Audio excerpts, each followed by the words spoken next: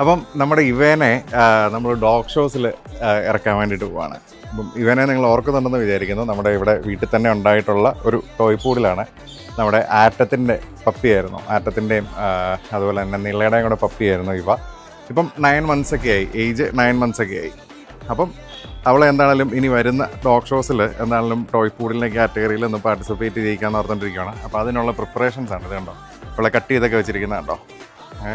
ഇപ്പം ഇവളുടെ മുഖമൊക്കെ ഇങ്ങനെ ഷേവ് ചെയ്ത് അങ്ങനെയാണ് കട്ട് ചെയ്തിരിക്കുന്നത്. ഒരു കോണ്ടിനെൻ്റൽ ടൈപ്പ് എന്ന് പറയും. അപ്പോൾ ഇത് ഡോഗ് ഷോസിന് വേണ്ടിയിട്ട് പ്രിപ്പയർ ചെയ്യാൻ വേണ്ടിയിട്ട് നമ്മളിങ്ങനെ കട്ട് ചെയ്തെടുത്തിരിക്കുന്നതാണ്. അപ്പം ഇവളുടെ ഹൈറ്റ് ഇപ്പം വന്നിട്ട് കൃത്യം 25 centimeter ആണ് ഹൈറ്റ് വരുന്നത്. അപ്പം ടോയ് പൂഡിലിൻ്റെ ഒരു കറക്റ്റ് ഹൈറ്റ് എന്ന് പറയുന്നത് 25 centimeter ആണ്.